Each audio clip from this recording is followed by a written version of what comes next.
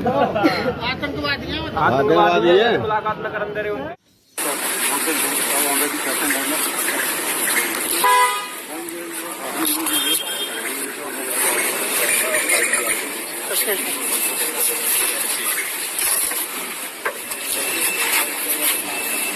जय हिंद, नमस्कार, वंदे मातरम। जैसा कि आप एक छोटे वीडियो क्लिप पे देख रहे हैं कि दो भाई फौजी मार खा रहे हैं। वीडियो है अलीगढ़ अतरौली का, जब अजीत सिंह और उनके भाई अनिल सिंह छुट्टी आए हुए थे। फौजी दोनों J&K में काम करते हैं और 2 महीने पहले कोई शिकायत थाने में जो दर्ज की थी, उस पर सुनवाई न होने पर थाने में कहा जा रहा है कि पहले कहा सुनी हुई और पहले पुलिस का कहना कि फौजियों ने पहले मारपीट की, दरोगा को घायल किया, या जैसा भी अभी आप वीडियोज में समझेंगे आगे। तो उसके बाद वो बाजार चले गए, तो बाजार में जाकर पूरी अन्य थानों की एक पूरी फोर्स आकर उनको लात घूंसे से मार करके थाने में ले आए। पूर्व सैनिकों ने, स्थानीय लोगों ने कईयों ने ये वीडियोज बनाया और थाने में जाकर हंगामा किया। फिर भी परिजनों को उन फौजियों से मिलने नहीं दिया गया और सीधे उनको रिमांड पर लेकर जेल भेज दिया गया। आला अधिकारी सेना के वहां पर पहुंचे, सेना के अधिकारी मथुरा से कर्नल वाई.एस. चौहान साहब और SSP संजीव सुमन पर क्या सफाई दे रहे हैं, पहले वो देखें। उसके बाद पुलिस ने कार्रवाई की। आज एक्स आर्मी के बहुत सारे लोग और भी परिजन लोग आए थे यहाँ थाने पे। उनके अपने ग्रीवांसेस थी, उन ग्रीवांसेस को बहुत सारे वीडियोस हैं, उन वीडियोस को दिखा करके उनके माध्यम से उन ग्रीवांसेस को दूर किया गया। उन सब लोगों ने माना कि उनकी गलती हुई है, लेकिन उन्होंने एक पुलिस का एक पार्ट बताया। एक लास्ट वीडियो में जब पुलिस उसको कंट्रोल कर रही थी तो एक किसी पुलिस वाले ने एक पैर चलाया था, एक लात चलाया था। उस चीज़ पर उन्होंने आपत्ति की थी। उन्होंने कहा था कि पुलिस पे FIR होनी चाहिए। हम उस पर एग्री करते हैं। तो एक FIR जो पुलिस वाले पे जिसने भी वो उस फौजी पे जिसने भी एक पैर चलाया था, उस पर भी लिखी गई है। तो अभी फ़िलहाल जो 2 फौजी हैं उनका रिमांड ले लिया जा चुका है और पुलिस पे FIR लिखी जा रही है। सभी लोग संतुष्ट हैं, सभी लोग को हमने पर्सनली ब्रीफ कर दिया। वो सब लोग अग्री करते हैं सारे वीडियोस देखने के बाद कि हाँ गलती हुई है। सब उसको अग्री कर रहे हैं और इस विषय को अब हम लोगों ने म्यूचुअल अंडरस्टैंडिंग से इसको अब समाप्त कर दिया है। वो विषय वो अपना कोर्ट में उनका रिमांड हो गया, यहाँ पुलिस पे भी एक कार्रवाई हो गई है। Thank you. इसलिए पूर्व सैनिकों को सैनिकों, उनके हक की बात करना और अपने रिटायरीज के हक की बात करना पूर्व सैनिकों का परम धर्म है, राष्ट्र धर्म है, धर्म युद्ध है। ये बात पक्की तय मान लीजिए। बहुत शुक्रगुजार है कि मैं अभी देहरादून में बैठा हूं। देहरादून गौरव सेनानी सैनिक अर्धसैनिक संगठन का प्रवक्ता भी हूं, मात्र एक यूट्यूबर ही नहीं हूं। और जब भी सैनिकों पर कोई बात आती, कम से कम हमारा गौरव सेनानी सैन्य दल सड़कों पर जरूर आता है, न्याय की मांग जरूर करता है। जब तक सैनिक प्रोटेस्ट नहीं करते हैं, कहीं पर भीड़ इकट्ठे नहीं करते, जैसे इस थाने की ही बात कर लो या कहीं की भी, कोई नहीं सुनता है। अभी प्रत्यक्ष में रहने वाला चमोली देवाल दूरस्थ देवाल थराली, जहां आपदा भी आई है।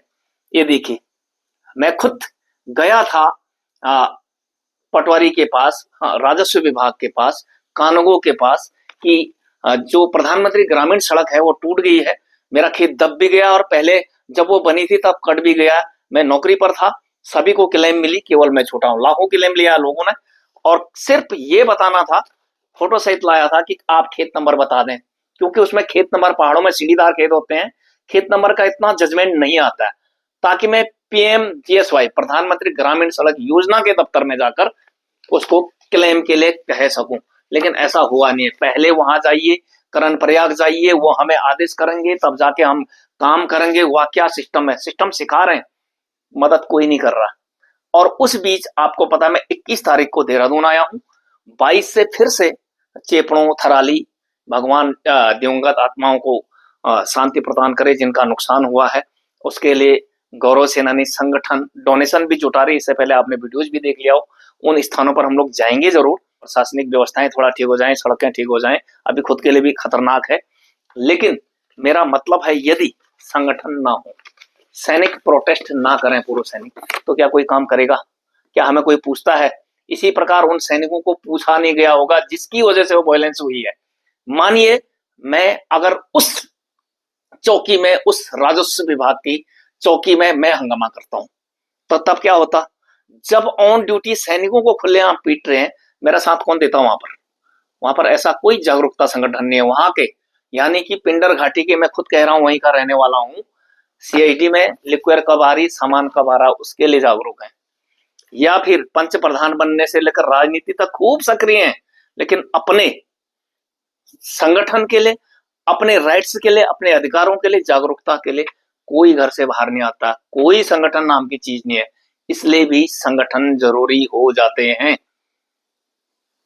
इसलिए जो भी ये घटना हुई, होना तो नहीं चाहिए, लेकिन आखिर सैनिकों की, मैं बता रहा हूं कि खाली पीठ थपथपाई जाती है या वास्तव में इतना सम्मान होता भी है। चले एक और घटना का जिक्र करता हूं, लेटेस्ट, कि चौराहे पर जहां पर सिग्नल्स दिए जाते हैं, ट्रैफिक पुलिस होती है, कोई बात हुई होगी, वहां पर एक घसीट घसीट कर एक फौजी को बुरी तरह किस प्रकार से मार रहे हैं। लोगों ने उनका वीडियो बनाया तो अंदर ले जाकर थाने में फिर फौजी को कूटा, फौजी हॉस्पिटल तक पहुंच गया।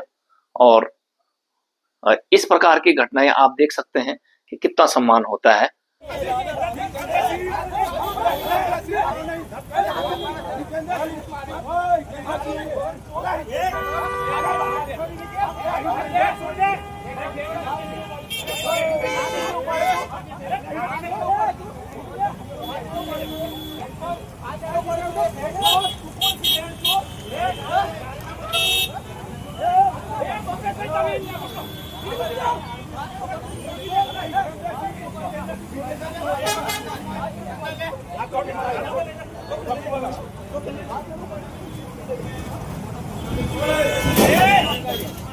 तो जनता की राय बंटी हो सकती है कि फौजियों की गलती थी इसलिए यह काम हुआ, या फिर पुलिस फौजियों की इज्जत नहीं करती है, 2 महीने पहले से एफआईआर लिखी थी, उस पर कार्रवाई नहीं हुई, इसलिए वायलेंस तक नौबत आई। इस संदर्भ में आप सभी के क्या राय है, और अपनी राय कमेंट बॉक्स में जरूर दीजिए, और एकता बनाए रखिए, और अधिकार और सम्मान के इस धर्म युद्ध में सैनिकों को जरूर जागरूक कीजिए। जय हिंद, नमस्कार, वंदे मातरम।